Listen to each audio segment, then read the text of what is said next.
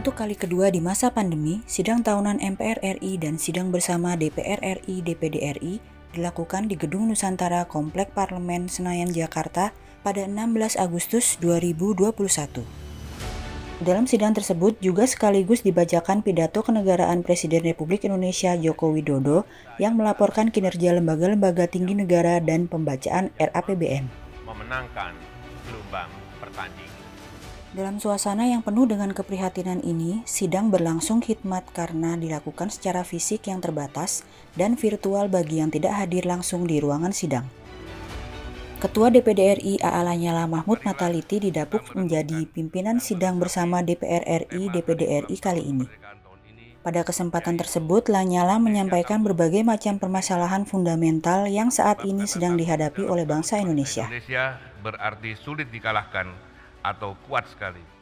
Perubahan iklim merupakan salah satu isu penting yang dibahas oleh Lanyala dalam kesempatan ini. Cuaca ekstrim menjadi bukti nyata bahwa kita sudah merasakan dampak perubahan iklim. Pemanfaatan energi baru terbarukan yang diinisiasi oleh Lanyala bisa menjadi solusi mengatasi perubahan iklim.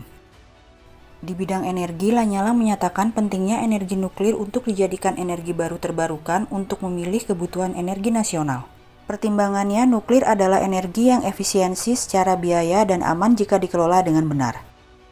Kita harus memastikan energi baru terbarukan menjadi prioritas, termasuk keberanian kita sebagai bangsa besar untuk memanfaatkan nuklir sebagai pembangkit energi yang relatif lebih murah. Di bidang ekonomi, Lanyala menyatakan pentingnya koreksi atas Pasal 33 Undang-Undang Dasar 1945. Menurutnya, sebagai bangsa yang besar, kita harus memiliki heavy industri di sektor-sektor strategis untuk memenuhi hajat hidup orang banyak. Ia menambahkan bahwa bangsa ini harus kembali kepada konsep ekonomi yang dicetuskan sang proklamator Bung Hatta dengan konsep koperasi. Saat ini kita harus berhimpun seperti konsep koperasi untuk memulihkan ekonomi bangsa. Padahal Bapak Koperasi kita, Muhammad Hatta, telah meletakkan kerangka besar perekonomian nasional dengan pendekatan koperasi yang harus dimaknai sebagai cara atau sarana untuk berhimpun dengan tujuan untuk memiliki secara bersama-sama alat industri atau sarana produksi. Sehingga para anggota koperasi sama persis dengan para pemegang saham di rantai bursa.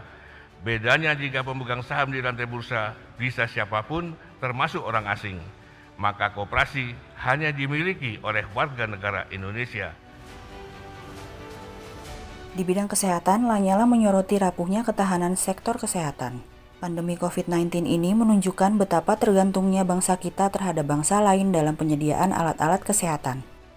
Padahal menurut Lanyala hal ini tidak perlu terjadi jika pemerintah memberikan kepercayaan kepada anak bangsa untuk memproduksi alat-alat kesehatan seperti ventilator atau bahkan obat-obatan seperti vaksin merah putih dan vaksin Nusantara. Dengan pandemi ini, kita menyaksikan dan melihat sendiri bagaimana ketahanan sektor kesehatan kita. Ketika terjadi ledakan korban COVID-19, rumah sakit nyaris kolaps, tenaga medis berguguran, fasilitas kesehatan dan alat medis yang kekurangan di sana-sini. Juga kualitas kesehatan masyarakat kita yang ternyata rentan dengan komorbid.